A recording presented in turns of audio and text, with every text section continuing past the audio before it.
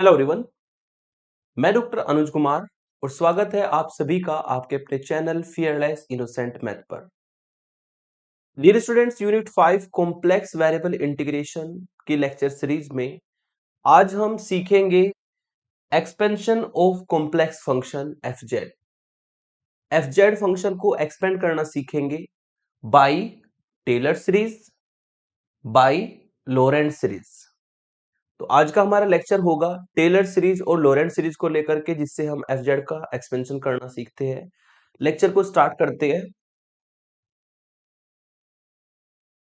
Content की बात करें तो यूनिट 5 कॉम्प्लेक्स वेरिएबल इंटीग्रेशन जो कॉम्प्लेक्स एनालिसिस का पार्ट है, जिसमें हम टेलर्स और लॉरेंट सीरीज को आज कवर करेंगे।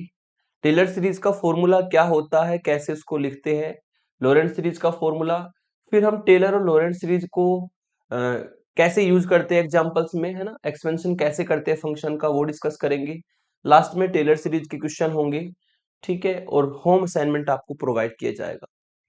ये टॉपिक भी काफी इंपॉर्टेंट है और इससे भी एक लॉन्ग क्वेश्चन के चांस रहते हैं। और इसमें भी मैं आपको बता दूं, ये टॉपिक इतना आसान है कि इसमें कोई डिफरेंशिएशन इंटीग्रेशन नहीं है, ठीक है। इसमें जो कॉन्सेप्ट मैं बताऊंगा केवल एक कॉन्सेप्ट है, बाकी इसमें कुछ नहीं। बहुत इजीली इसको कर भी पाएंगे आप लोग, है ना। जो प्रीवियस ईयर के क्वेश्चंस है वही मैं अपने इस लेक्चर में कवर करूंगा।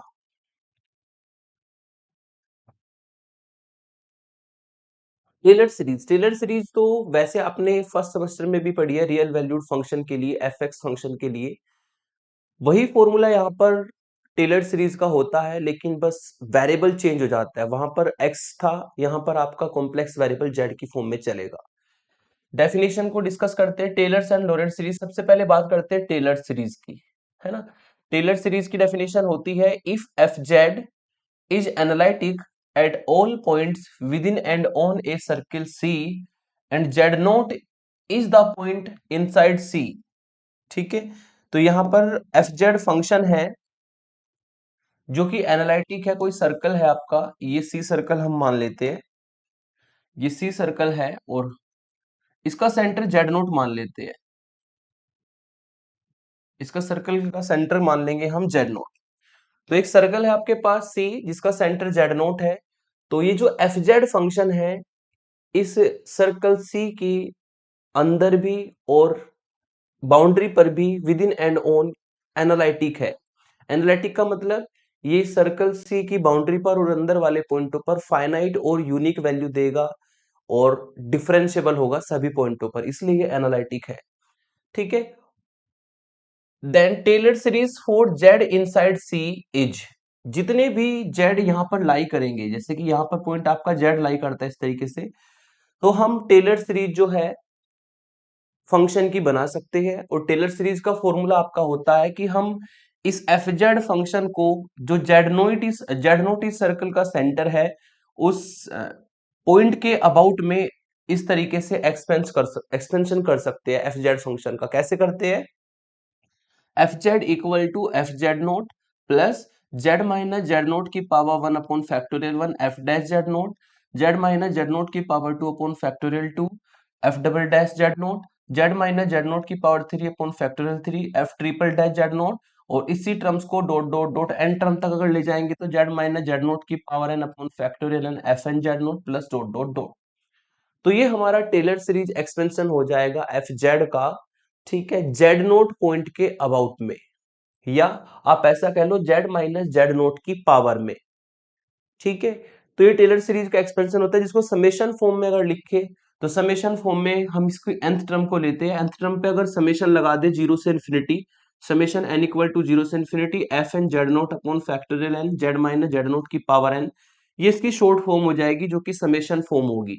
और अगर हम यहाँ पे बात करें एफ एन जेड नोट और अपॉन फैक्टोरियल एन की, तो ये है nth डेरिवेटिव की जेड नोट पर वैल्यू, और फैक्टोरियल एन भी होता है कांस्टेंट, दोनों ही कांस्टेंट होंगे। तो इसको हम कोई नाम रख सकते हैं ए एन का, ठीक है। ये हमने लेट किया कि ये हमारी जो वैल्यू है ए एन के बराबर है। तो उस केस में जो एफ जेड का एक्सपेंशन आपको दिखाई देगा, कुछ इस तरीके से दिखाई देगा, ये summation N equal to zero से infinity A N Z minus Z note की पावर एन, ठीक है। तो ये हमारा जो है एक्सपेंशन हो जाएगा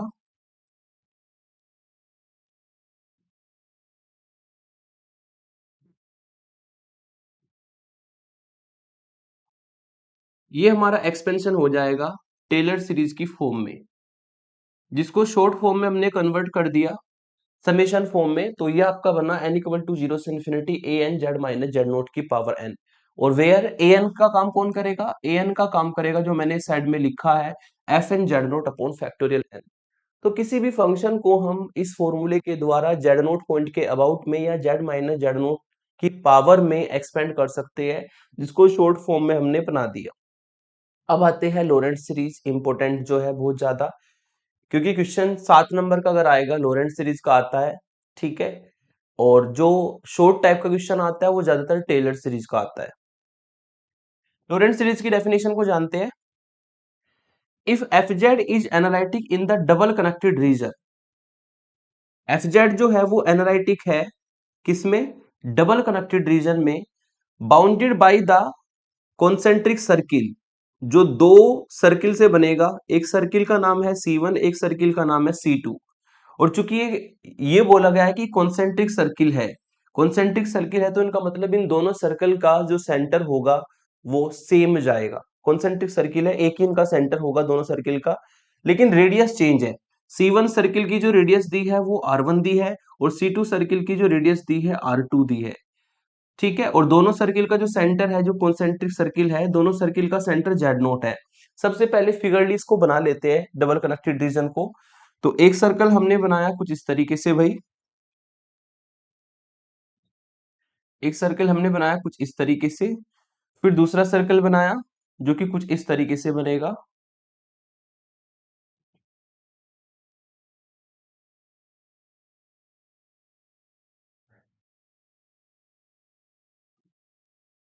ठीक है, तो ये दो सर्कल हमारे दिए हैं, एक सर्कल मैंने ये बनाया। अच्छा भाई,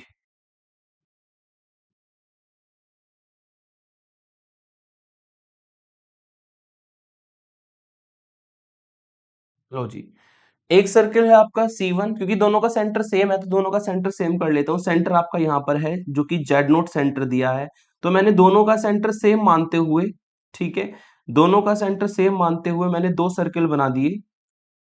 कॉन्सेंट्रिक सर्किल है तो दोनों का सेंटर सेम रहेगा। एक सर्कल का नाम दिया मैंने C1 और दूसरे सर्कल का नाम दिया मैंने C2 सर्कल, ठीक है।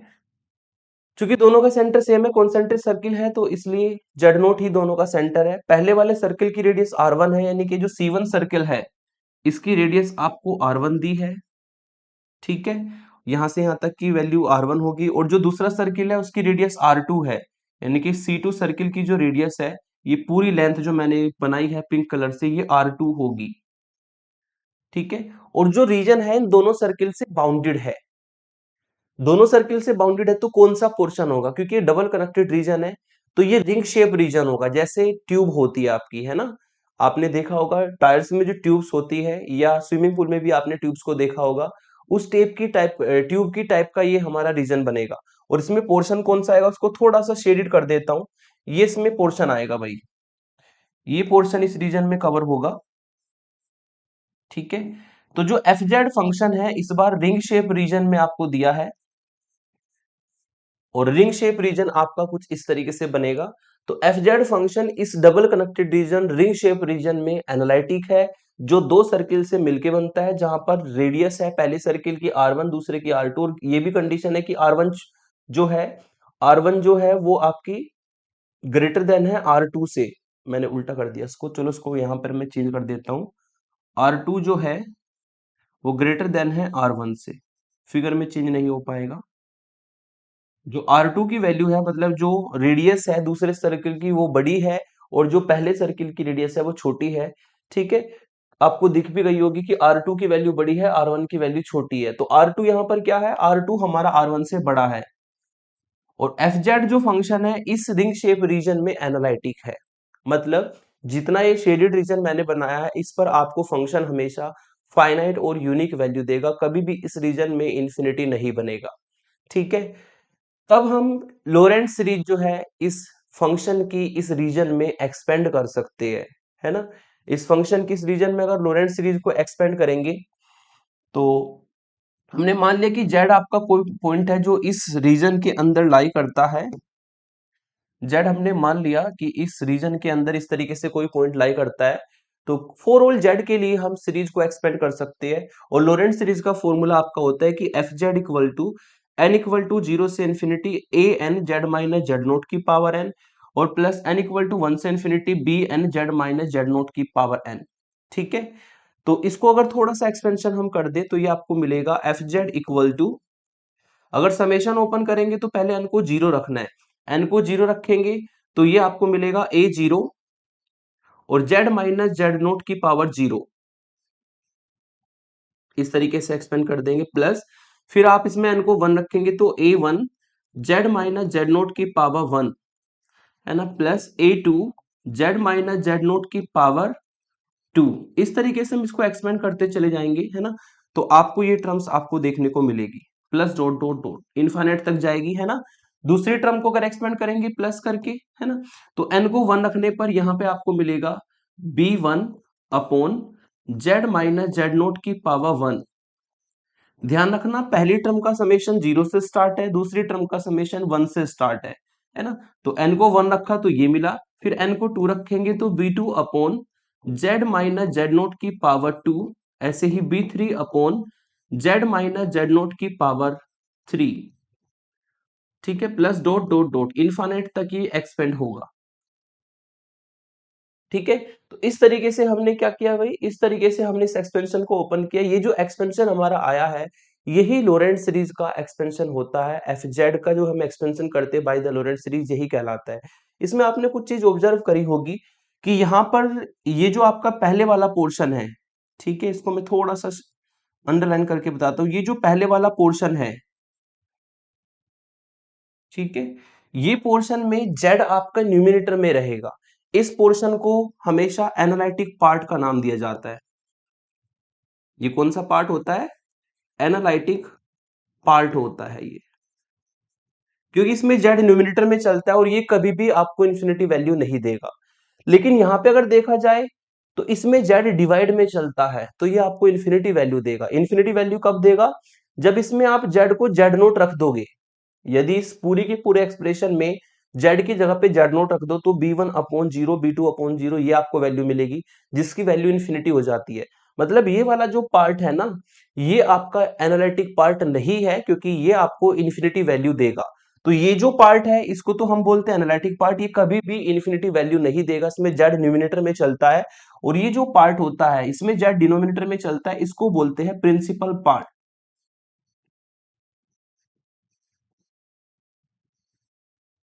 प्रिंसिपल पार्ट, ठीक है। तो एक होता है इसमें एनालिटिक पार्ट लोरेंट सीरीज में, एक होता है आपका प्रिंसिपल पार्ट। हमेशा ध्यान रखना लोरेंट सीरीज जो एक्सपेंड होती है वो होती है आपकी इस double connected region ring shape region में, जो दो सर्कल से इस तरीके से बाउंडेड हो सकता है ना। जिसमें एक्सपेंशन अगर करेंगे तो आधा एक्सपेंशन तो होना है इस फॉर्म में, आधा एक्सपेंशन होना है जिसमें जेड डिवाइड में रहेगा। इस वाले पार्ट में जेड न्यूमिनेटर में रहता है हमेशा, ठीक है। जेड कभी भी डिवाइड में नहीं होता इस पार्ट में और इसको एनालिटिक पार्ट कहते हैं। और जिस पार्ट में जेड डिवाइड में जाता है इस तरीके से, वो आपका एनालिटिक पार्ट नहीं होता क्योंकि z equal to z naught रखने पर ये इन्फिनिटी देगा, इसको प्रिंसिपल पार्ट बोला जाता है। तो ये हमारी लोरेंट सीरीज की डेफिनेशन और टेलर सीरीज की डेफिनेशन है। और एक बात और ध्यान रखिएगा कि लोरेंट सीरीज में ये टेलर सीरीज ऑलरेडी इन्वॉल्व है। मैंने आपको ये फॉर्मूला बताया था ऊपर टेलर सीरीज का, आप देख सकते हैं कि जो टेलर सीरीज का ये फॉर्मूला है यही आपकी टर्म सेम है। जो लोरेंट सीरीज में पहली टर्म है यही सेम टर्म आपको देखने को मिलेगी। यू कैन सी हेयर, ये सेम टर्म यहां पर है। इसका मतलब लोरेंट सीरीज में टेलर सीरीज इन्वॉल्व होती है। तो कभी कभी एग्जांपल में ऐसा लिखा जाता है कि expand the function F Z in Taylor's and Laurent series. दोनों वर्ड लिखे आएंगे, टेलर्स भी और लोरेंट भी। इसका मतलब ये है कि टेलर्स और लोरेंट सीरीज उसने इसलिए लिखी है क्योंकि टेलर सीरीज लोरेंट सीरीज में अपने आप में इन्वॉल्व है। ठीक है, तो टेलर सीरीज ऑलरेडी इन्वॉल्व होती है हमेशा लोरेंट सीरीज में क्योंकि ये सेम आपका बनता है पहला टर्म। कब केवल ये डिवाइड वाली टर्म जो होती है, जो प्रिंसिपल पार्ट हमारा होता है वो हमारा सेपरेट होता है। पहले वाला पार्ट जो टेलर सीरीज वाला पार्ट है ये आपका एनालिटिक पार्ट होता है और जो दूसरे वाला पार्ट होता है इसमें प्रिंसिपल पार्ट कहलाता है। तो कभी कभी एग्जांपल में टेलर सीरीज लोरेंट सीरीज दोनों वर्ड लिखे आएंगे तो उससे कंफ्यूज बिल्कुल मत होना। ठीक है, लोरेंट सीरीज में टेलर सीरीज अपने आप इन्वॉल्व है। अब लेते हैं इनके हम एग्जाम्पल। ये तो हो गई डेफिनेशन भाई। डेफिनेशन के बाद चलते हैं एग्जाम्पल्स पर। फर्स्ट एग्जाम्पल लेते हैं, find the Taylor's and Laurent series of the expansion of the function F z. और रीजन आपको दिया है, ये रीजन में एक्सपेंड करना है, ये रीजन में एक्सपेंड करना है, ये एक्सपेंड करना है, ये में एक्सपेंड करना है। इन चार रीजन में हमें यहाँ पर टेलर्स और लॉरेंट सीरीज को एक्सपेंड करना है। ठीक है, फॉर्मूलों को ज्यादा कोई यूज नहीं है, बस जो कॉन्सेप्ट मैं आपको बताऊंगा वो ध्यान रखना है। सबसे पहले आपको क्या करना है, जो भी आपको फंक्शन दिया है एफ जेड उसको उठा लो, उसको फैक्टर फॉर्म में लिख लो। अगर आप इसके फैक्टर करेंगे तो इसके फैक्टर हमारे आएंगे 2 के ऐसे फैक्टर जिससे 3 बन जाए, तो ये आपको z-1 z-2 वैल्यू देगा। फिर आपको करना है इसका पार्शियल फ्रैक्शन। पार्शियल फ्रैक्शन आपने ट्रिक से करने सीखे होंगे, है ना। इसका पार्शियल फ्रैक्शन शॉर्टकट ट्रिक से अगर करें तो इसमें एक फैक्टर को उठा लो। पहला फैक्टर मैंने उठाया z-2, ठीक है, z-2 को मैंने उठाया, और जो z-2 उठाया उसको 0 के बराबर अगर रखेंगे तो आपको z की वैल्यू 2 मिलेगी। ये z की वैल्यू 2 जो फैक्टर हम उठाते हैं उसमें नहीं रखते, बाकी सब में रख देंगे। बाकी बचा है आपका 1/z-1। इसमें अगर z को 2 रखेंगे तो 1/2 - 1, जिसको सॉल्व करके 1/1 यानी कि 1 वैल्यू मिलेगी। तो ये जब आप पार्शियल फ्रैक्शन करेंगे तो a की वैल्यू हमारी 1 आ जाएगी। फिर इसका उठाएंगे दूसरा फैक्टर, ठीक है। इसका दूसरा फैक्टर होगा आपका z-2 हमने उठा लिया था, दूसरा फैक्टर होगा z-1। इसका दूसरा फैक्टर हमारा होगा z-1, तो z-1 को उठा लेते हैं। यदि इसको 0 के बराबर रखेंगे तो z की वैल्यू 1 आएगी। अब z-1 में वैल्यू नहीं रखनी होती, ऊपर और नीचे 1/z-2 में z को 1 रखना है। तो 1/1 - 2 सॉल्व करके आएगा -1। तो ये माइनस साइन बीच में आ जाएगा और ये 1 यहाँ पे लिख दूंगा। तो इस तरीके से आपको सबसे पहले क्या करना होता है, जो भी फंक्शन दिया है उसको फैक्टर फॉर्म में ला करके उसका पार्शियल फ्रैक्शन करके इस तरीके से टर्म को अलग कर देना है। एक एक फैक्टर वाली टर्म्स को अलग करना है। एक फैक्टर यहाँ पे दिखाई दे, एक फैक्टर यहाँ पर दिखाई दे। पार्शियल फ्रैक्शन ऐसे ही करेंगे जैसे मैंने आपको शॉर्टकट ट्रिक सिखा रखी है। पार्शियल फ्रैक्शन को मैंने शॉर्टकट ट्रिक से सारे के सारे मेथड कवर करा रखे हैं लाप्लास ट्रांसफॉर्म में, और इससे पहले भी मैंने पार्शियल फ्रैक्शन की आपको ट्रिक्स बताई है। तो उसी ट्रिक का यूज करते हमने पार्शियल फ्रैक्शन को किया, और इसको हम डाल देते हैं इक्वेशन नंबर 1।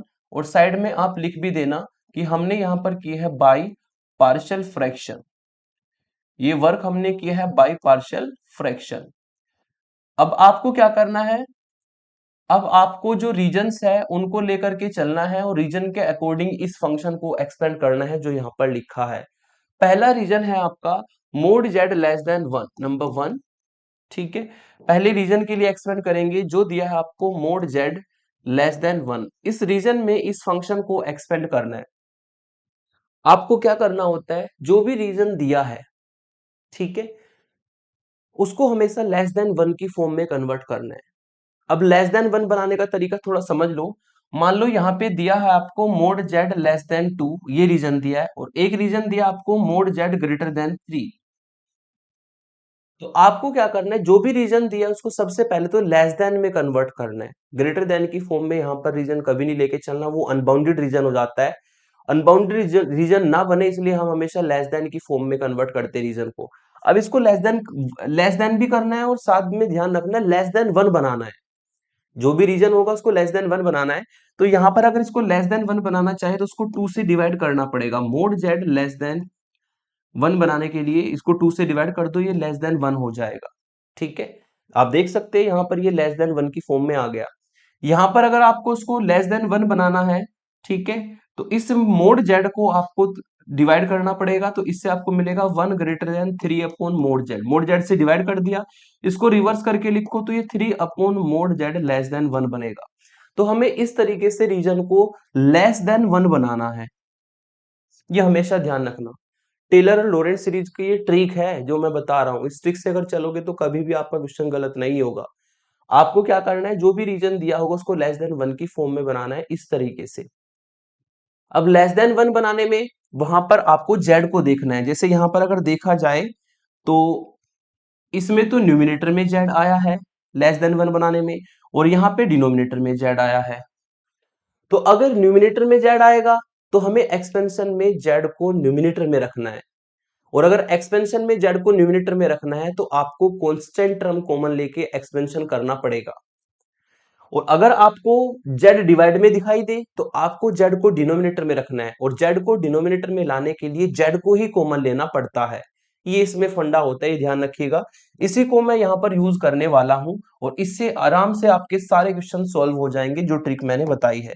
पर एक बात ध्यान रखना, यहाँ पर कुछ 4 फॉर्मूले हमारे यूज होते हैं।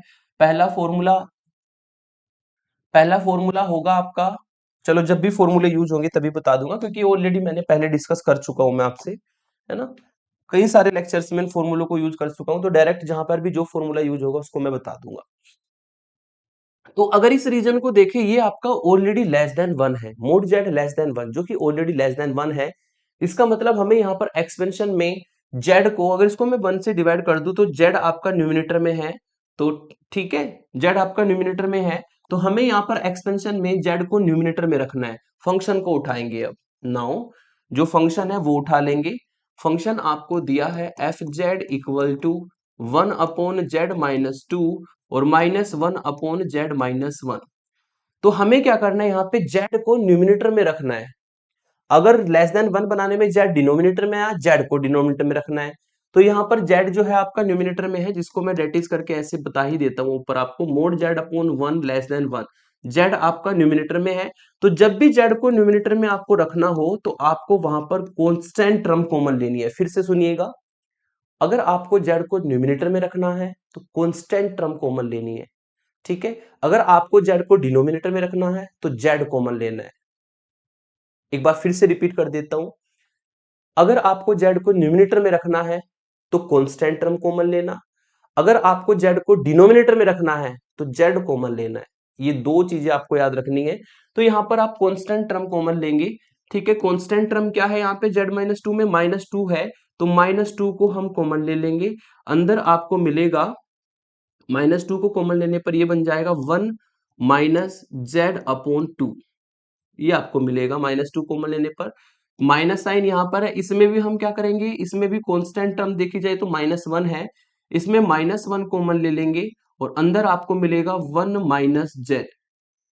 तो अगर आपको z को न्यूमिनेटर में रखना है तो आपको कांस्टेंट टर्म को कॉमन लेना होता है। इस तरीके से इसको थोड़ा सा सही करके लिखेंगे, ये हो जाएगा -1/2 और ये ऊपर चला जाएगा 1 -z/2 की होल पावर -1 में बदल जाएगा। ये माइनस माइनस प्लस हो जाएगा और ये ऊपर जाकर के 1 -z की पावर -1 में बदल जाएगा। अब आपको जो है एक्सपेंशन के फॉर्मूले यूज करने हैं, जो कि आपने कई बार पहले भी यूज कर चुके हैं। बाई फॉर्मूला हमारा होता है 1 -x की पावर -1 वाला, जो दोनों में लगेगा, ये फॉर्मूला होता है 1 + x स्क्वायर प्लस x की पावर 3 और प्लस डॉट डॉट डॉट, ये हमारा फॉर्मूला होता है। तो इस फॉर्मूले को हम यहाँ पर यूज करेंगे। x का काम पहली टर्म में तो करेगा z/2 और दूसरी टर्म में x का काम करेगा z। इस फॉर्मूले से इसको एक्सपेंड कर देंगे तो -1/2 बाहर रहेगा और यहां पर आपको मिलेगा 1 प्लस x का काम करेगा z/2 प्लस z² और प्लस z की power 3/8 plus dot dot dot, है ना। और यहां पर अगर इसको एक्सपेंड करेंगे तो प्लस 1 -z की पावर -1 में x का काम z करेगा 1 प्लस z² प्लस z की power 3 plus dot dot dot, ये आपको मिलेगा। और आप इसको क्या कर सकते हैं, इसको आप सोल्व भी कर सकते हैं। -1/2 को अंदर मल्टीप्लाई करेंगे तो माइनस के 1/2 और माइनस के z/4 माइनस के z²/8 और माइनस के z की power 3/16 minus dot dot dot, ये यहां से मिला। और यहां पर आपको मिलेगा 1 प्लस z² प्लस z की power 3 plus dot dot dot. आप चाहे तो एक्सपेंशन को करने के बाद सॉल्व कर सकते हैं, अगर यहां पर भी छोड़ देंगे तब भी चलेगा, है ना। तो ये -1/2 और +1 एक साथ आ जाएंगे। दूसरी टर्म को देखो, यहाँ पे -1/4 और यहां से आपको मिलेगा +1, z कॉमन आ जाएगा। फिर आगे यहाँ पे -1/8 और प्लस यहाँ पे 1, z² कॉमन आ जाएगा। फिर आगे -1/16 और +1 z की पावर 3 कॉमन आ जाएगा। इनको आप सॉल्व कर लेंगे तो यहां से सॉल्व करके मिलेगा आपको 2 एलसीएम ले लेंगे, -1 + 2 यानी कि 1/2 मिलेगा। यहाँ पे 4 एलसीएम ले लेंगे और ये आपको 3/4 मिलेगा। यहाँ पे 8 एलसीएम ले लेंगे तो 8 एलसीएम लेकर के आपको 8 - 1 7 मिलेगा, ठीक है। और यहाँ पे आप 16 एलसीएम ले लेंगे, 16 एलसीएम लेकर के यहाँ पे आपको 15 मिलेगा। तो इस तरीके से हमारा फंक्शन जो है एफ जेड एक्सपेंड हो चुका है। और रीजन हमने क्या लिया था, mod z less than 1। Mod z less than 1 region में हमने इसको एक्सपेंड किया। और अगर मोड जेड लेस देन 1 की बात करें ना, इसमें रीजन जो आपका बनेगा वो आपका रिंग शेप रीजन नहीं बनेगा। तो ये जो एक्सपेंशन आपको दिखाई दे रहा है ये केवल एनालिटिक वाला पार्ट है। आप देख सकते हैं इस एक्सपेंशन में कहीं पर भी जेड डिवाइड में नहीं है, तो ये केवल एनालिटिक वाला पार्ट है। क्योंकि अगर मोड जेड लेस देन 1 की बात करें तो मोड जेड लेस देन 1 आपका एक सर्कल होता है भाई, ठीक है। और इस सर्कल का नाम होता है मोड जेड इक्वल टू 1। और लेस देन 1 क्योंकि यहाँ पे रीजन दिया है, तो लेस देन 1 का मतलब ये जो शेडेड रीजन है हमारा, इस पोर्शन में हमें इसको एक्सपेंड करना है। इस पोर्शन में हमें एक्सपेंड करना है। तो ये रीजन आप देख सकते हैं ये आपका रिंग शेप रीजन नहीं है, तो ये केवल आपका टेलर सीरीज को एक्सपेंड करेगा। ये टेलर सीरीज से एक्सपेंड करेगा, इसमें केवल एनालिटिक पार्ट आएगा, इसमें कहीं पर भी जेड डिवाइड में नहीं है। तो ये केवल टेलर सीरीज वाला जो एनालिटिक पार्ट होता है वो वाला पार्ट हुआ है। तो पहले वाला जो मोड जेड लेस देन 1 है उससे जो फंक्शन का एक्सपेंशन बनेगा वो आपका एनालिटिक पार्ट बनेगा जो कि टेलर सीरीज में इन्वॉल्व होता है, ठीक है। अब दूसरे वाला रीजन लेंगे। दूसरे वाला रीजन है मोड जेड ग्रेटर देन 2। दूसरे वाले रीजन को लेते हैं और उस रीजन का नाम है mod Z greater than 2। Now second लेंगे, number 2, mod Z greater than 2। हमें रीजन को बनाना है लेस देन 1। और रीजन को लेस देन 1 बनाने के लिए हमें यहां पर क्या करना होगा, सबसे पहले हमें यहां पर इस रीजन को मोड जेड से डिवाइड करना होगा, है ना। या आप ऐसा भी कर सकते हैं, हाँ ऐसे ही कर लो, ग्रेटर देन 2 मोड जेड हो जाएगा। और फिर इसको रिवर्स करके लिख देंगे। रिवर्स करके अगर लिखते हैं तो ये 2 मोड जेड लेस देन 1 बन जाएगा, ठीक है। या फिर इसको दूसरा तरीका ये भी है कि 2 से डिवाइड कर लो। 2 से डिवाइड करोगे तो यहां पर तो हो जाएगा 1,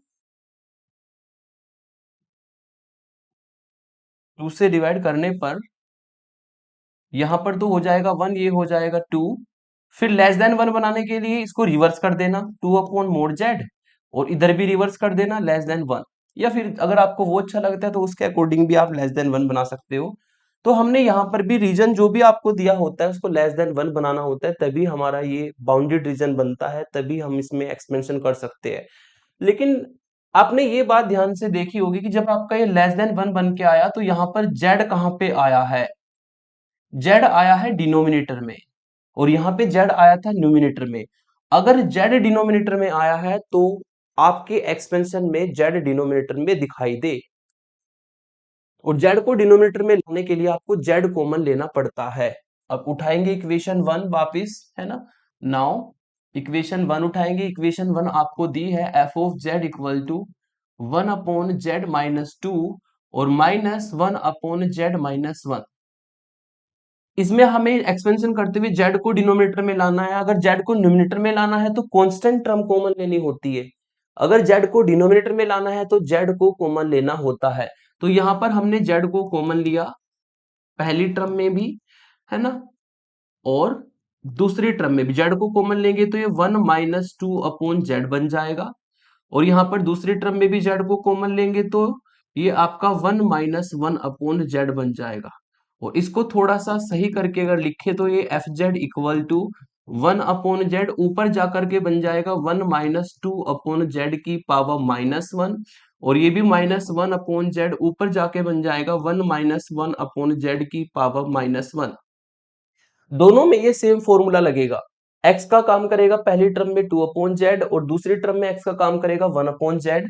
और इसको हम अगर एक्सपेंड करें तो f Z equal to 1/z 1 plus 2/z plus 4/z का square plus 8/z³ plus dot dot dot. ऐसे ही इस टर्म को एक्सपेंड करेंगे तो -1/z, और ये आपको देगा 1 + 1/z plus 1/z² plus 1/z³। इस तरीके से जो फॉर्मूला हमारा है, ये सेम फॉर्मूला यहाँ पर यूज होगा। पहली टर्म में x का काम 2/z करेगा और दूसरी टर्म में x का काम 1/z करेगा। अब 1/z को अंदर मल्टीप्लाई कर देंगे, तो 1/z के अंदर मल्टीप्लाई करेंगे तो आपको मिलेगा 1/z प्लस 2/z² और प्लस 4/z³ और plus 8/z4 plus dot dot dot. Same तरीके से यहाँ पे जो टर्म्स है उसको भी मल्टीप्लाई कर देंगे, माइनस साइन बीच में लो, 1/z प्लस 1/z² और plus 1/z³ plus 1/z4। 1/z को जब अंदर मल्टीप्लाई करेंगे तो एक एक पावर बढ़ जाएगी। अब आपको उसको सिंप्लीफाई थोड़ा सा कर लेना है भाई, है ना। यदि इसको आप सिंप्लीफाई करते हैं, यदि आप इसको सिंप्लीफाई करते हैं तो यहां से आपको देखने को मिलेगा this implies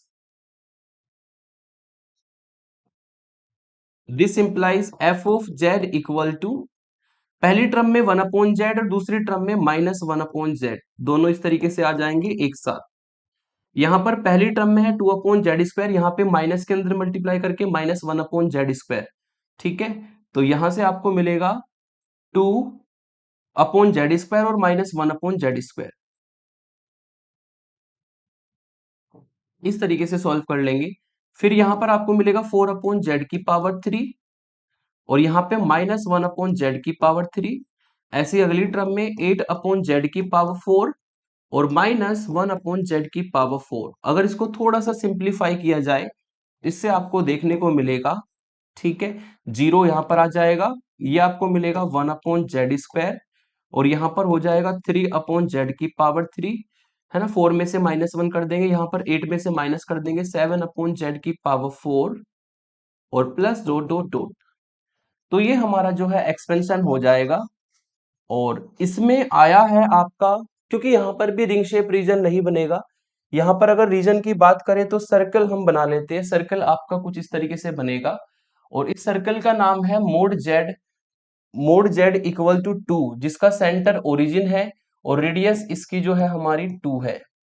mode z equal to 2 है, हमें एक्सपेंड करना है मोड z ग्रेटर देन 2 में। मोड z ग्रेटर देन 2 का मतलब लेस देन 1 का मतलब तो होता है आपका कि हमें जो सर्कल है उसका अंदर का पोर्शन लेना है।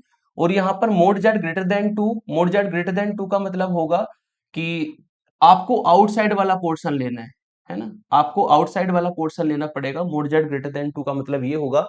और यहाँ पर तो आपको एनालिटिक पार्ट मिला था केवल, और इस केस में आप देख सकते हैं यहाँ पर आपको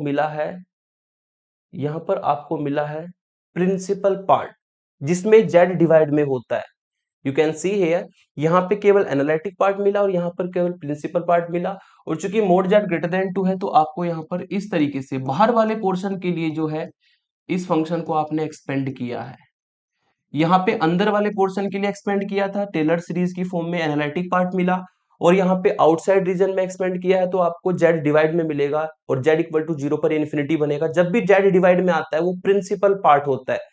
तो इस वाले रीजन में एनालिटिक पार्ट मिला, इस वाले रीजन में आपको प्रिंसिपल पार्ट मिला। लेकिन जो तीसरा रीजन है, ये जो तीसरा रीजन है, इसमें आपका रिंग शेप रीजन बनेगा, वही ट्यूब के आकार का डबल कनेक्टेड रीजन बनेगा। इसमें पूरी लोरेंट्ज सीरीज बनेगी, जिसमें एनालिटिक पार्ट भी आएगा, जिसमें आपका प्रिंसिपल पार्ट भी आएगा। कैसे आएगा समझ लेते हैं। अब हम तीसरे वाला पोर्शन लेंगे, मोड z 1 से बड़ा 2 से छोटा।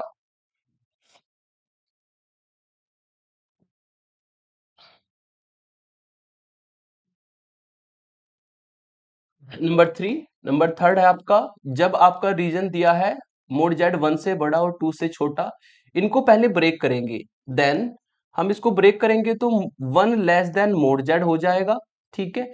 एंड ये हो जाएगा मोड z लेस देन 2, दोनों को ब्रेक कर दिया, आधा कर दिया इधर, आधा कर दिया इधर। अब दो रीजन आपके कन्वर्ट हो गए, दोनों को आपको क्या करना है, दोनों को आपको लेस देन 1 बनाना है। यहाँ पर लेस देन 1 बनाने के लिए मोड z से डिवाइड करना पड़ेगा, ठीक है। और यहां पर लेस देन 1 बनाने के लिए 2 से डिवाइड करना पड़ेगा। ठीक है। तो इस वाले फैक्टर में तो z आपका डिवाइड में चलेगा, इस वाले फैक्टर में आपका z न्यूमिनेटर में चलेगा। नाउ फंक्शन को उठा लेते हैं। फंक्शन आपका था 1 upon z minus two minus 1 upon z minus 1, जो पार्शियल फ्रैक्शन करके इक्वेशन आई थी फंक्शन की, वो उठाई। अब आपको देखना है यहां पर कौन सा फैक्टर 1 वाला है, कौन सा फैक्टर 2 वाला है। अगर जो फैक्टर 1 वाला है, ठीक है, उसमें z को नीचे रखना है। ये 1 वाला फैक्टर है तो उसमें z को नीचे रखना है। और z को डिवाइड में रखने के लिए हमें z कॉमन लेना पड़ता है। ठीक है, z को डिवाइड में रखने के लिए हमें z कॉमन लेना पड़ता है। 1 वाले फैक्टर में z को नीचे रखा, देखो यहाँ पे z डिवाइड में आ गया। और यहाँ पे 2 वाला जो फैक्टर है, ये 2 वाला फैक्टर है। 2 वाले फैक्टर में z को न्यूमिनेटर में रखना है, और z को अगर न्यूमिनेटर में रखना है तो कांस्टेंट टर्म -2 कॉमन लेना पड़ेगा। -2 कॉमन लेंगे तो ये 1 माइनस जेड अपॉन 2 आपको मिलेगा। आप देख सकते हैं यहाँ पर आपका z जो है वो न्यूमिनेटर में आया। अब इनको ऊपर ले जाएंगे, है ना। तो ये ध्यान रखना है कि जो फैक्टर आपका जिसके लिए है उसी के लिए चलेंगे। यहाँ पे जो 1 वाला फैक्टर था उसमें z नीचे रखना है तो यहाँ पे z कॉमन लिया। यहाँ पे जो 2 वाला फैक्टर था, 2 डिवाइड में है, यू कैन सी दैट। तो 2 वाले फैक्टर में हमने कांस्टेंट टर्म को कॉमन लिया क्योंकि z को न्यूमिनेटर में रखना है। अगर आपको z को न्यूमिनेटर में रखना है तो कांस्टेंट टर्म कॉमन ली जाएगी, अगर आपको z को डिनोमिनेटर में रखना है तो z कॉमन लिया जाएगा, जैसा कि मैंने आपको पहले बताया है। तो इसको आप एक्सपेंड कर देंगे अब आगे। -1/2 ये ऊपर जाके हो जाएगा 1 माइनस जेड अपॉन 2 की पावर -1। यहाँ पे -1/z ये ऊपर जाके हो जाएगा 1 माइनस 1/z की पावर -1। दोनों में वही फॉर्मूला लगा देंगे जो पीछे यूज किया था। 1 माइनस एक्स की power -1 equal to 1 plus X square plus X की power 3 plus dot dot dot infinite तक जाएगा। तो ये फॉर्मूला हम यहाँ पर यूज कर देंगे। तो इससे आपको मिलेगा -1/2, और इसको एक्सपेंड करेंगे तो 1 plus Z upon 2 plus Z की पावर 2/4 और प्लस जेड की power 3/8 plus dot dot dot. और यहाँ पे एक्सपेंड करेंगे तो -1/z, 1 प्लस 1/z और प्लस 1/z का होल स्क्वायर प्लस 1/z की power 3 plus dot dot dot. ठीक है, ये तो -1/2 कांस्टेंट है तो -1/2 को बाहर रखेंगे, ये आपको मिलेगा 1 plus z/2 plus z² upon 4 plus z की power 3/8 plus dot dot dot. और यहाँ पे -1/z को आप आगे ले जा सकते हो, है ना।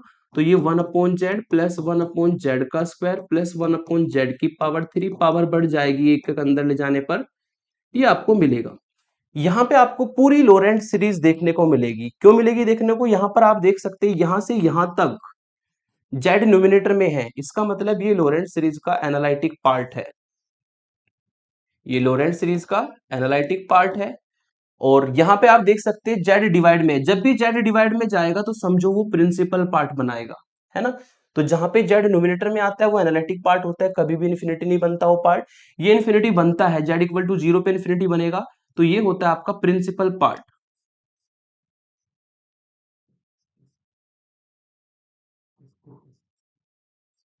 प्रिंसिपल पार्ट, ठीक है। तो जिसमें जेड न्यूमिनेटर में आता है वो आपका एनालिटिक पार्ट, और जिसमें जेड डिवाइड में आता है प्रिंसिपल पार्ट, जैसे कि आपको डेफिनेशन बताया था। और यहां पर आपका ये दोनों पार्ट क्यों मिले, पूरी लोरेंट सीरीज क्यों मिली, क्योंकि आपका रिंग शेप रीजन बनेगा, है ना। अगर आप पहला सर्किल देखें तो वो होगा मोड जेड इक्वल टू 1। ये आपका पहला सर्किल होगा, सर्किल की फॉर्म में बना नहीं तो बना लेते हैं, चलो। ये आपका पहला सर्किल होगा, और इस सर्कल का नाम होगा मोड जेड इक्वल टू 1, जिसको आप C1 सर्किल कहेंगे, है ना। Mod z equal to 1। और दोनों का, इस सर्कल का सेंटर आप देखिए तो ये C1 यहाँ पे लिख देता हूँ। C1 जो सर्कल बनेगा मोड जेड इक्वल टू 1 बनेगा। और इस सर्कल का सेंटर आपका ओरिजिन है, रेडियस इसकी 1 है। तो ओरिजिन को सेंटर मान करके ये हमने रेडियस को 1 मान करके इस सर्कल को बनाया। दूसरा सर्कल बनेगा C2 सर्कल, जो होगा मोड जेड इक्वल टू 2 की फॉर्म में, ठीक है। और ये आपका सेंटर सेम रहेगा लेकिन रेडियस बढ़ जाएगी, तो इससे बड़ा सा सर्किल थोड़ा सा मैं बना देता हूं। ये हमारा दूसरा सर्कल बनेगा इस तरीके से, ये हमारा सेकंड सर्कल बनेगा, ठीक है। और इस सर्कल का आपका नाम होगा, इस सर्कल का नाम होगा, ये रेडियस 2 होगी, है ना। इस सर्कल का नाम होगा C2 सर्कल। लेकिन आपको ये कहा है कि जो मोड जेड है आपका वो तो 1 से बड़ा होना चाहिए, यानी कि आउटसाइड वाला रीजन लेना है इसका, तो इस सर्किल से तो आउटसाइड वाला रीजन लेना है। ठीक है, ये आपको बोला गया है। और मोड जेड लेस देन 2 होना चाहिए, इस सर्कल से इनसाइड वाला रीजन लेना है। तो यानी कि ये रिंग शेप रीजन बनेगा। और इसमें जो आपको एक्सपेंशन मिलेगा वो पूरा लोरेंट सीरीज की फॉर्म में मिलेगा, है ना। पूरा लोरेंट सीरीज मिलेगा। इसमें आपका एनालिटिक पार्ट भी आया है, इसमें आपका प्रिंसिपल पार्ट भी आया, क्योंकि ये वही ट्यूब के आकार का double connected region ring shape region बनता है। ठीक है, तो ये आपकी पूरी लोरेंट सीरीज देगा। अगर इस तरीके से रिंग शेप रीजन बनता है तो उसमें एनालिटिक पार्ट प्रिंसिपल पार्ट भी आता है। फिर चलते इसमें लास्ट में आपको कहा था, है ना, मैंने सारे वेरिएशन एक ही क्वेश्चन में आपको करा दिए। फिर आपको ये दिया region 0 less than mod z minus 1 less than 1। इस रीजन में भी हमें एक्सपेंड करना है, तो इस रीजन में एक्सपेंड करेंगे अब। ठीक है, नंबर 4 ये आपको दिया है 0 less than mode of Z minus 1 less than 1। जब भी आपको इस तरीके से रीजन दिया हो तो जो मिडिल में होता है जेड माइनस 1 उसको किसी दूसरे वेरिएबल की फॉर्म में कन्वर्ट करके करते हैं। तो यहाँ पे हमने लेट कर लिया कि जो जेड माइनस 1 है वो टी के बराबर है। इससे आपको जो है जेड की वैल्यू मिल जाएगी। ठीक है, जेड की वैल्यू मिल जाएगी 1 प्लस टी। ये हमारी जेड की वैल्यू होगी। अब हम उठाते हैं फंक्शन को, है ना। और अगर जब ये वैल्यू यहाँ पे रखेंगे तो इससे आपको मिलेगा 0 less than mode T less than 1। जिसको अगर ब्रेक करेंगे तो 0 से बड़ा होना चाहिए मोड टी, है ना, और मोड टी लेस देन होना चाहिए 1 से। ठीक है, फंक्शन को उठाएंगे। फंक्शन आपका था वहां पर, ये जो इक्वेशन 1 में मैंने पहले बनाया था, 1/z-2 माइनस 1/z-1। ये फंक्शन आपका टी की फॉर्म में पहले कन्वर्ट करना है भाई, है ना। पहले इसको टी की फॉर्म में कन्वर्ट कर लेते हैं, क्योंकि हमने यहाँ पर z-1 को टी माना है, तो टी की फॉर्म में इसको बदल देंगे। अगर इसको टी की फॉर्म में बदलते हैं तो यहाँ पे भी z की वैल्यू रख दो भाई। z की वैल्यू क्या है, 1 + t माइनस 2। यहां पे भी z की वैल्यू रख दो। ये है आपकी z की वैल्यू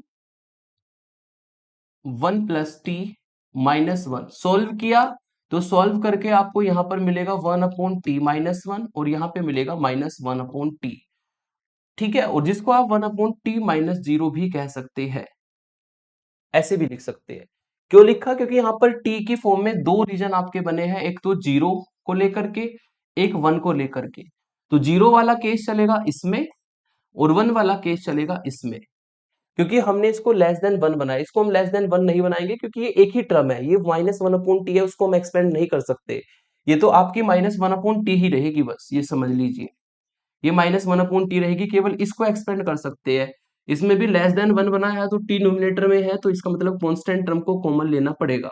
तो -1 कॉमन लिया, ये 1 - t हो जाएगा।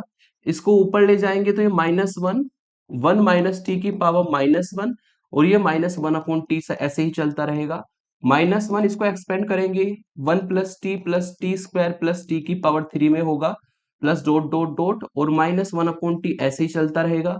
t की वापस वैल्यू रख देंगे। t की वैल्यू है हमारी z-1, तो ये होगा 1 + z-1 प्लस z-1 का होल स्क्वायर प्लस z-1 की power 3 plus dot dot dot -1/t की वैल्यू है z-1।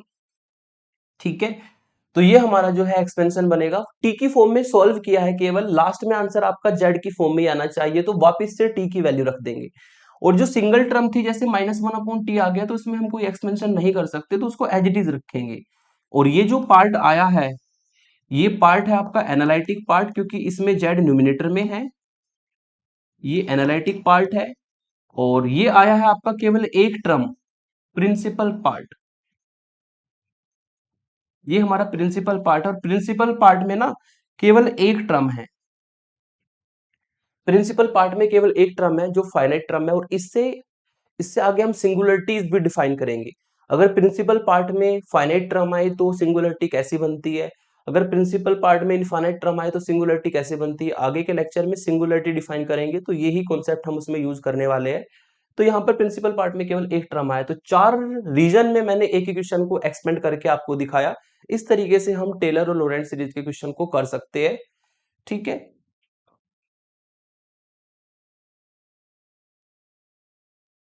अब हम लेते हैं नेक्स्ट एग्जांपल, जो कि काफी इंपॉर्टेंट एग्जांपल है।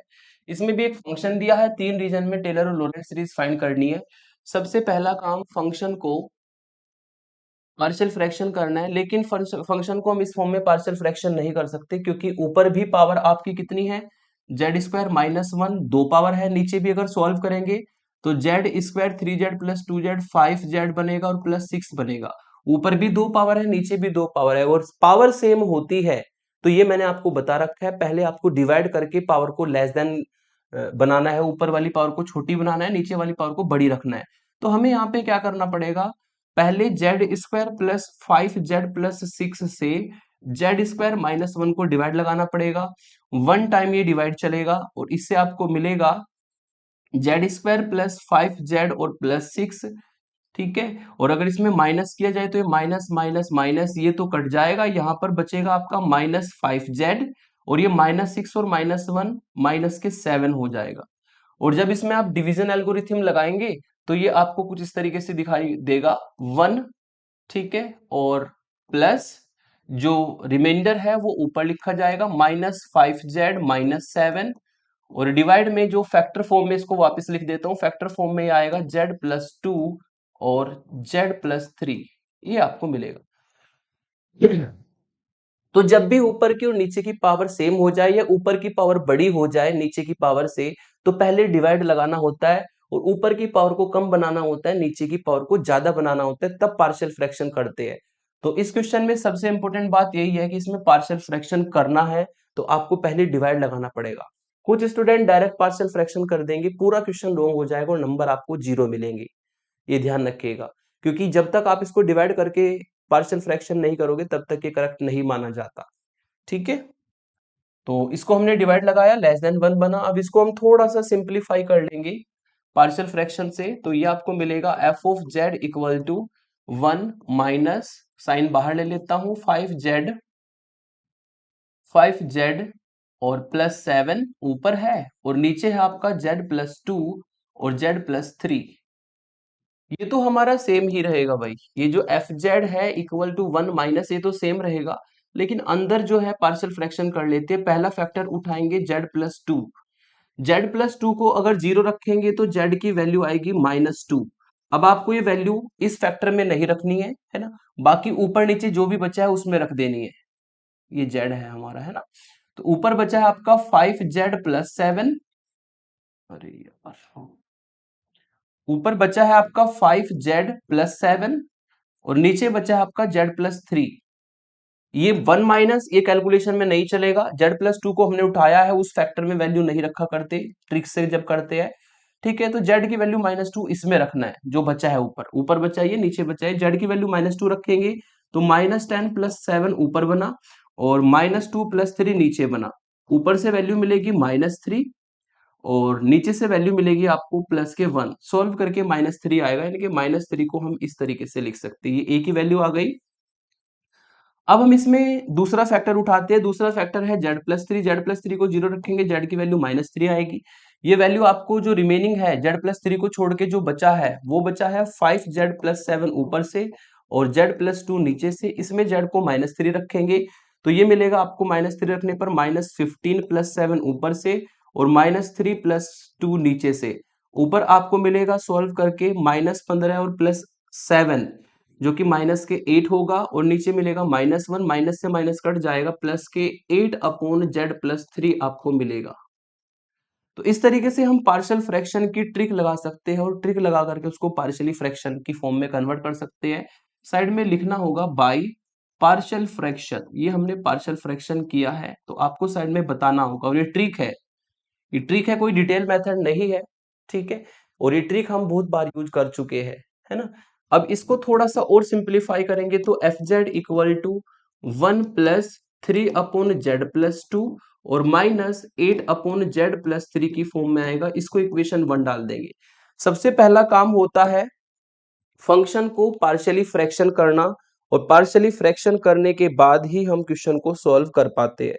ठीक है, तो हमने यहाँ पर फंक्शन को पार्शियली फ्रैक्शन किया जिससे कि आपको ये एक्सप्रेशन देखने को मिलेगा।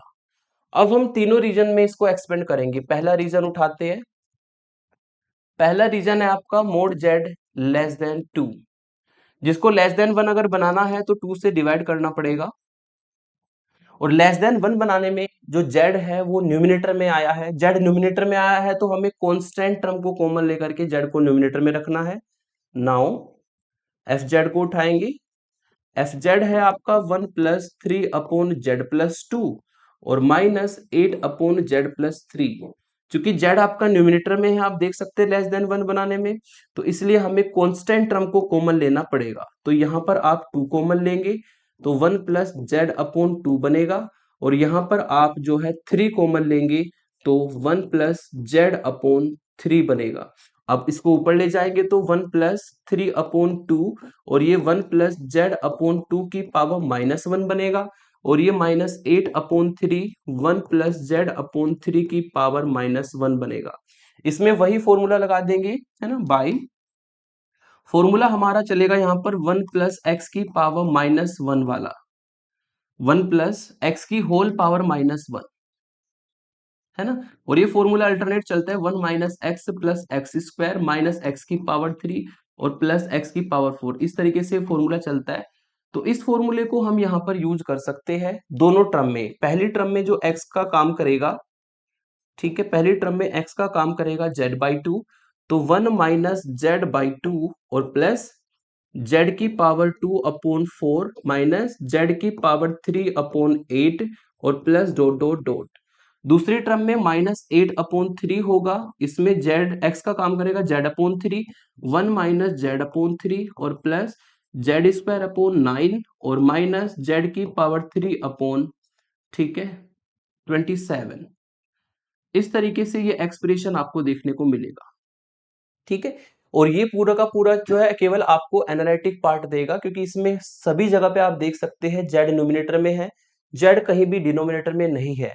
आप क्या कर सकते हैं, या तो आप इसको सिंप्लीफाई कर लेंगे या यहीं पर भी छोड़ सकते हैं, नो प्रॉब्लम, नंबर यहाँ पर भी आपको मिल जाएंगे, है ना। सिंप्लीफाई कैसे करेंगे, अंदर मल्टीप्लाई करके जो जेड को कॉमन, जेड स्क्वायर को कॉमन, जेड की पावर 3 को कॉमन लेकर के आप सिंप्लीफाई करके दिखा सकते हो, यहाँ पर भी छोड़ोगे नो प्रॉब्लम। तो ये पहले रीजन में एक्सपेंड हुआ। दूसरा रीजन लेते हैं, दूसरा रीजन हमारा यहां पर है,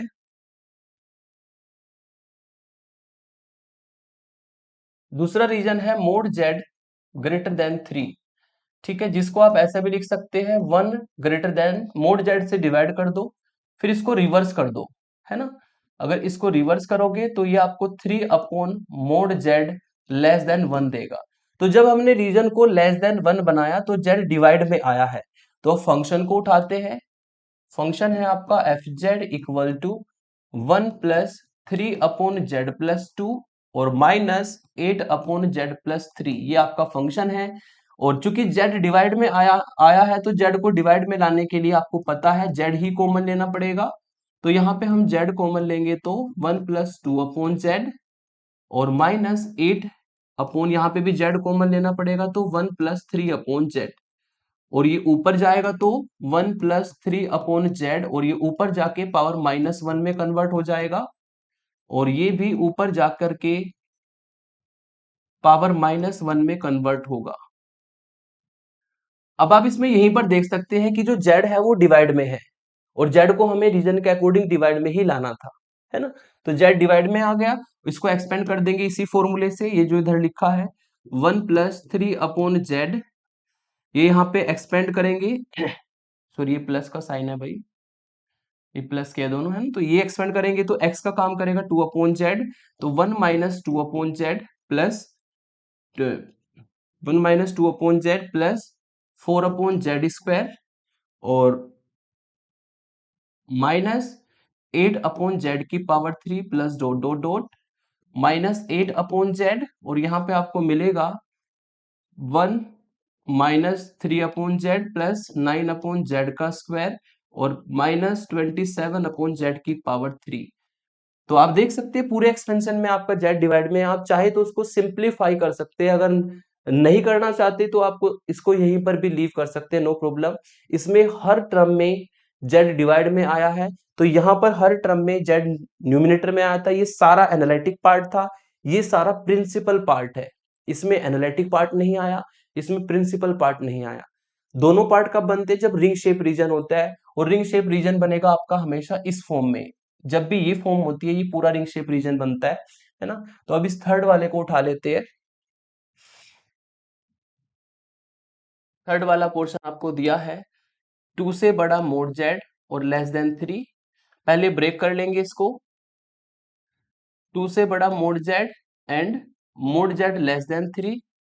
लेस देन 1 बनाने के लिए यहाँ पे आपको डिवाइड करना पड़ेगा मोड जेड से। लेस देन 1 बन जाएगा, यहाँ पे डिवाइड करना पड़ेगा 3 से, लेस देन 1 बन जाएगा।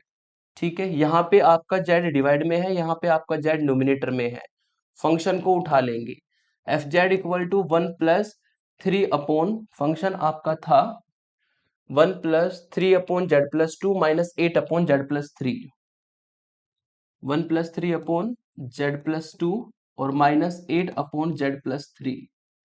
ये आपको पता लग ही गया कि जो 2 वाला फैक्टर है, जो कि यहाँ पे है, ठीक है, इसमें जेड डिवाइड में लाना है।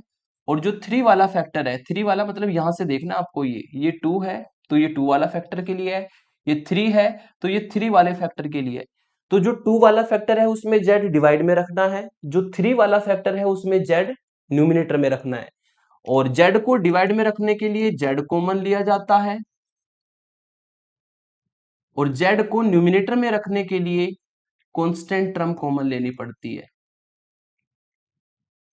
ठीक है, अब इसको आप ऊपर ले जा लेंगे तो 3 upon Z, 1 plus 2 upon Z की पावर हो जाएगी ऊपर जाके -1, माइनस 8 अपॉन 3, ये हो जाएगा 1 प्लस जेड अपॉन 3 की पावर -1।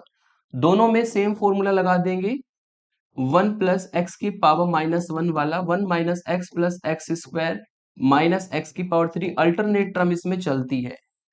ये फॉर्मूला लगा देंगे तो यहां से आपको मिलेगा 1 plus 3 upon Z, 1 minus 2 upon Z plus 4 upon Z square minus 8 upon Z की power 3 plus dot dot dot, फिर माइनस 8 अपॉन 3, यहाँ पे आपको मिलेगा 1 minus Z upon 3 plus Z square upon 9 और माइनस जेड की power 3 upon 27 plus dot dot dot.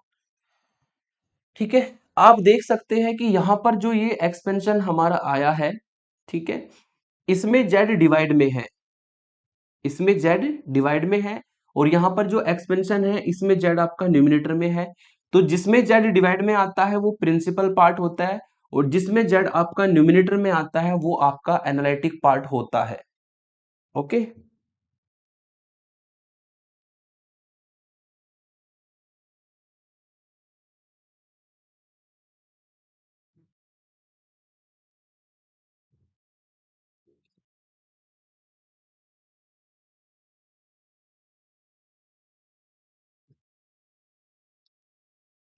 ठीक है, तो इसको आप चाहे तो थोड़ा सा सिंप्लीफाई भी कर सकते हैं, है ना। कैसे करेंगे?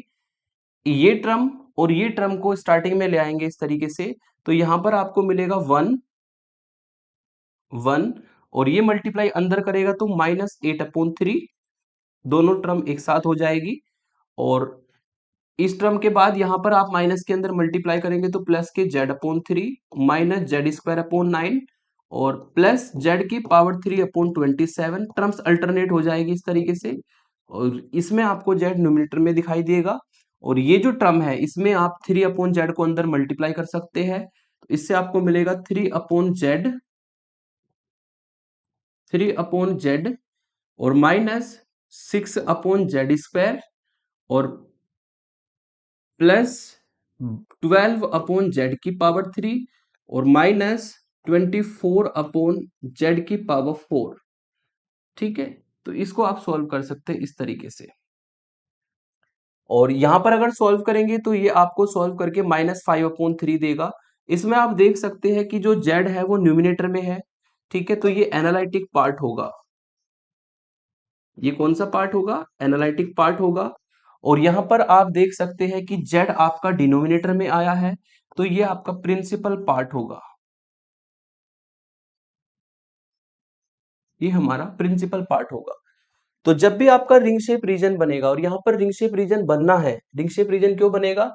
एक सर्किल होगा आपका मोड जेड इक्वल टू 2, एक सर्किल होगा मोड जेड इक्वल टू 3।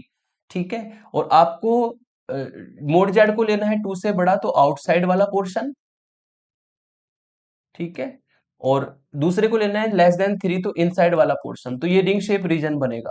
जब भी आपका ये रिंग शेप रीजन बनेगा, दो सर्कल से मिलके बनता है, ठीक है, तो ये रिंग शेप रीजन में आपको दोनों पार्ट हमेशा मिलेंगे, इसमें पूरी लोरेंट्ज सीरीज मिलती है, एनालिटिक पार्ट भी मिलता है, प्रिंसिपल पार्ट भी आपको मिलता है। तो इस तरीके से दो एग्जांपल मैंने कराए, बहुत इजी है, ना कोई डिफरेंशिएशन ना कोई इंटीग्रेशन, तो आप इस तरीके से क्वेश्चन को सॉल्व कर सकते हैं अपने आप, ठीक है। अब मैं चलता हूं 2 मार्क्स वाले क्वेश्चन पे जो टेलर सीरीज से आते हैं। नेक्स्ट आपको कहा है कि find expand f Z equal to tan inverse z by Taylor series about the point z equal to pi by 4।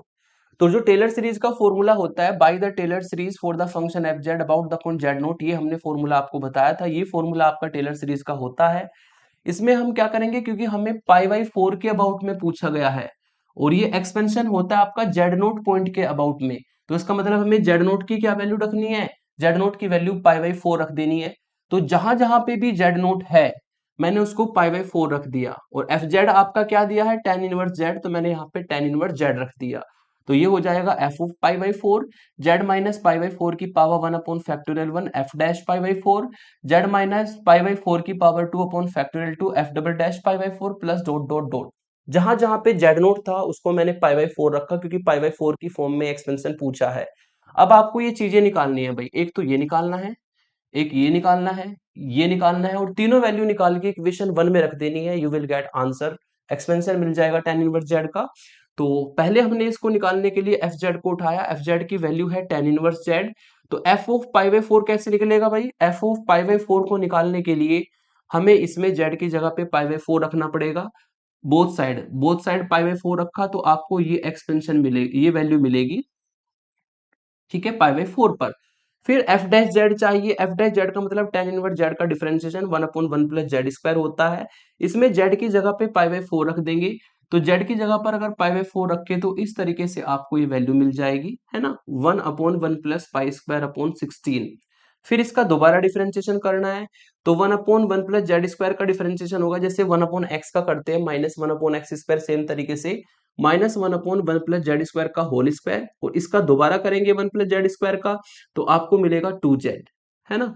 तो इस तरीके से आपको ये डिफरेंशिएशन मिलेगा, इसमें जेड को पाई बाई 4 रख देंगे, सॉल्व कर लेंगे तो ये आ जाएगा। ये तीनों वैल्यू हम इक्वेशन 1 में रख देते हैं यूजिंग इन इक्वेशन 1, इक्वेशन 1 में तीनों वैल्यू को रख देंगे और आपको जो है टेन इनवर्स जेड का टेलर सीरीज की फॉर्म में एक्सपेंशन मिल जाएगा। इस तरह के क्वेश्चन 2 मार्क्स में आते हैं, और ये क्वेश्चंस मैंने आपको फर्स्ट सेमेस्टर में भी टेलर सीरीज की फॉर्म में पहले भी करा रखे हैं, है ना। जिसकी पावर में पूछा जाता है, जिसके पॉइंट के अबाउट में पूछा जाता है, उसको हमें यहाँ पे रखना होता है। अगर आपको कहा है कि जेड माइनस 1 की पावर में एक्सपेंड करो तो जेड नोट की जगह पे 1 चलेगा, अगर आपको कहा है कि पाई बाई 4 पॉइंट के अबाउट में एक्सपेंड करो तो जेड नोट की जगह पे पाई बाई 4 चलेगा। नेक्स्ट है हमारा expand this function by Taylor series about the point z equal to 0, या expand this function in powers of z by Taylor series. जब भी आपको 0 पॉइंट के अबाउट में एक्सपेंशन पूछा जाएगा तो आप समझ लीजिए उसको सीधा एक्सपेंशन करना है, या तो आप टेलर सीरीज का फॉर्मूला लगाएंगे अगर पॉसिबल है तो, जिसमें डिफरेंशिएशन करके आप वैल्यू को रख सके, लेकिन अगर कॉम्प्लिकेटेड बनता है तो आप सीधा एक्सपेंशन भी कर सकते हैं। तो यहाँ पे मैंने जेड इक्वल टू 0 के एक्सपेंशन करने के लिए अबाउट में हमने सीधा एक्सपेंशन किया, एफ जेड आपको ये दिया था, जिसको मैंने 1 अपॉन जेड की पावर 3 1 माइनस कोस जेड रखा, और कोस जेड की आपकी सीरीज का जो फॉर्मूला होता है वो यूज किया। कोस जेड की सीरीज होती है 1 minus Z square upon factorial 2 plus Z की power 4 upon factorial 4 minus Z की power 6 upon factorial 6 plus dot dot dot. ये हमारा कोस जेड का सीरीज होता है, तो हमने यहाँ पर क्या किया, जो कोस जेड था उसकी जगह पे सीरीज रख दी, फिर माइनस को अंदर मल्टीप्लाई करा दिया, तो ये सारी टर्म अल्टरनेट हो जाएगी, और ऐसा करने से 1 से 1 कट जाएगा, फिर 1 अपॉन जेड की पावर 3 जो है इसको अंदर मल्टीप्लाई करा देंगे, तो ये आपको टर्म्स देखने को मिलेगी। इसमें एक टर्म तो ऐसी है जिसमें जेड डिवाइड में है, और इसमें बाकी सभी टर्म ऐसी है जिसमें जेड न्यूमिनेटर में है। तो जिसमें जेड न्यूमिनेटर में होता है उसको कहते हैं एनालिटिक पार्ट, ये हमारा एनालिटिक पार्ट है, और इसमें एक ही टर्म ऐसी आई है, ठीक है, इसमें एक ही टर्म ऐसी है जिसमें जेड डिवाइड में है, ये केवल प्रिंसिपल पार्ट होगा, ये हमारा प्रिंसिपल पार्ट होगा।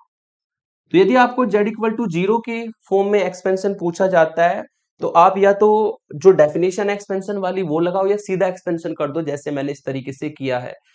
ठीक है, तो ये आप ध्यान रखना, सिंगुलरिटीज में चीजें यूज होगी। अगर प्रिंसिपल पार्ट में एक टर्म आए, इनफाइनाइट टर्म आए, फाइनाइट टर्म आए, तो कौन सी सिंगुलरिटीज बनती है, तो ये लेक्चर आगे भी काम आएगा, इसको आप अच्छे से समझ के चले। इस तरह के क्वेश्चन 2 मार्क्स में आ जाते हैं। अब आपको देता हूं ये होम असाइनमेंट क्वेश्चंस, है ना। इसमें सीधा आपको 4 फॉर्म दी है, जैसे मैंने फर्स्ट एग्जांपल कराया था।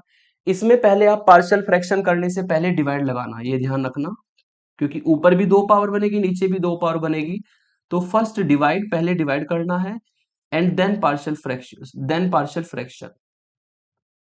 इसमें पहले डिवाइड करना, जैसे मैंने सेकंड क्वेश्चन कराया था, फिर पार्शियल फ्रैक्शन करना, और इन तीनों रीजन में आपको एक्सपेंड करना है। यहाँ पे साइन जेड को एक्सपेंड करना है π/4 की अबाउट में, सेम तरीके से जाएगा। इसको आपको एक्सपेंड करना है टेलर सीरीज में, तो ये रिंग शेप रीजन बनेगा। लेकिन इसके पार्शियल फ्रैक्शन पहले आपको करने पड़ेंगे। पार्शियल फ्रैक्शन में इसमें दूसरा टाइप से पार्शियल फ्रैक्शन होने हैं, और दूसरा टाइप भी मैंने आपको बहुत अच्छे से पहले बता रखा है। अगर आपसे कोई क्वेश्चन नहीं होता है तो मेरी ओल्ड वीडियोस से या नोट्स की हेल्प लेकर के आप समझ सकते हैं, क्योंकि ये क्वेश्चन नोट्स में भी सॉल्व है, ये क्वेश्चन आपका मेरा ओल्ड वीडियोस में भी सॉल्व है। ठीक है, तो आज के इस लेक्चर में हमने कवर किया Taylor's and Laurent series. Next lecture होगा टाइप्स ऑफ सिंगुलरिटी। आज के लिए इतना ही रखते हैं। Thank you for watching.